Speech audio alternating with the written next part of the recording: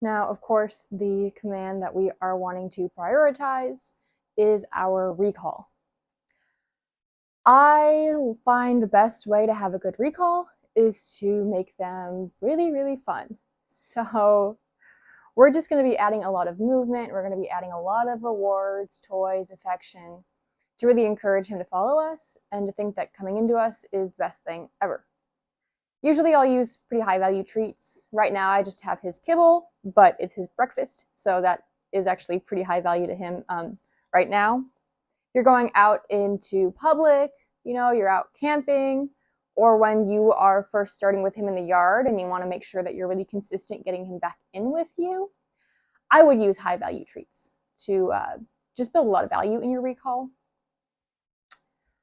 What we can also do to ensure that we are consistent and that we really make him come to us is we can use some tools. We can use a long leash, just a 30-foot nylon leash.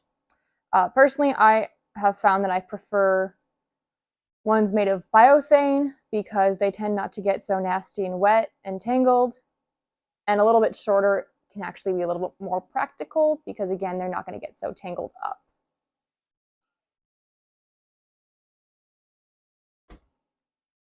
We also will be using the e-collar for the times where you're not interesting enough or there's something else going on that's distracting him and he just doesn't want to come. We'll talk about that in a different video.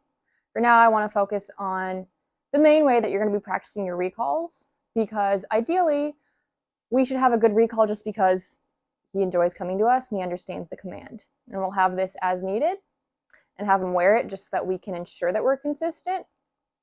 But when we're practicing, we're not going to be using this too much.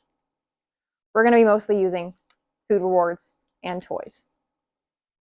I want you to make a point to practice recalls throughout the day in different areas. So when you're making his breakfast, or you're cooking your own breakfast, or just sitting on the couch reading, you can set a timer for every couple of hours and just do 5 recalls. I would practice them in the yard.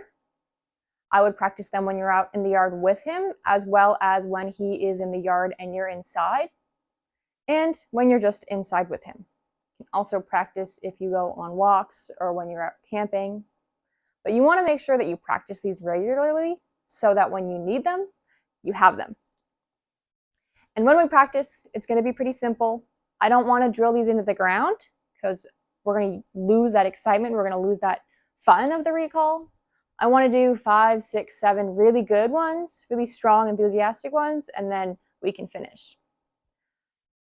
Recalls are a command that I'll reward for pretty consistently. I don't reward all of my commands every single time, but with the recall, I want the dog to turn on a dime and come to me, so I don't mind using rewards whenever I have them.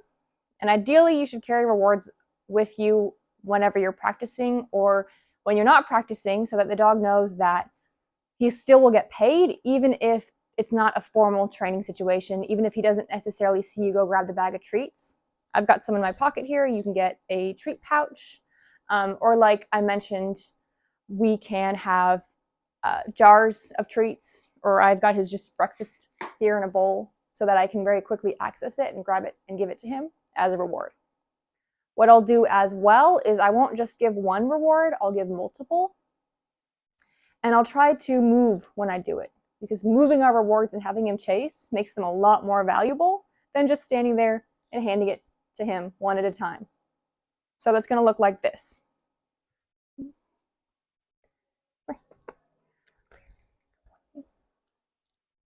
Winston, come. Good. Good boy. That's a good boy. Good boy. Yes. That's a good boy. That's a good boy. Yes, it is. That's a good boy. A couple of things to note there. As soon as he started to turn to me and commit to coming to me, that's when I marked and told him, good. Said, you're on the right track, bud. Keep doing that. You're going to get paid.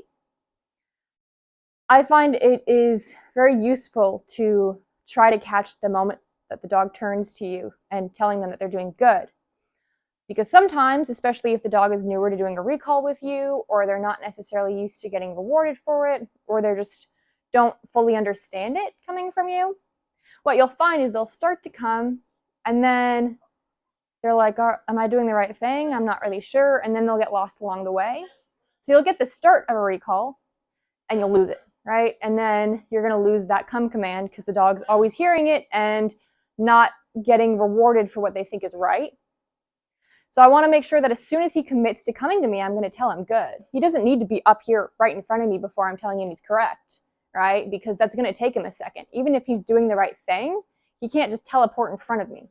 So I don't need to wait till he's in front of me to tell him he's correct. I'm going to tell him he's correct as soon as he says, well, is this what you want? Yeah, buddy, that's what I want. You'll notice too, I say good a few times. I continue to back up. Good, good, good. And then when I'm done with the recall, I tell him yes and I release him. This is because I think of the recall almost like a stay, as same as our sits and our downs. I want the dog to continue to come to me and continue to come to me and then wait in front of me until I release him. Because, again, if you need to grab him up or there's some danger nearby, I don't want him coming and then veering off again or just coming up to us, getting one treat and then leaving. I want him to come. I want him to wait a minute. I want him to expect, he might get one treat, might get another one. He should hang out because another one might come. And then I want him waiting until I release him with break or yes. But with recalls, I'll generally use yes because, again, I want that enthusiasm. So, demonstrate that again. Another reason why you don't want to do a bunch of recalls at a time is you'll find this. He'll start just following you around. Winston, come. Good. Good. Good. Good. Good. Now, I like my recalls to finish with a sit or down in front of me. Good. Because again, this dog is stationary in front of you. You can grab him very easily. Good. I'm not going to ask him to sit or down because I don't want him sitting and staying or downing and staying. Even if I move, he'll stay if I say sit or down. I want him to continue to move with me if I move again. It's just a temporary stationary position while I'm stopped. But if I start to move again, good. I want him to continue to follow me and then again come into that sit or that down when I stop moving until I release him with his yes.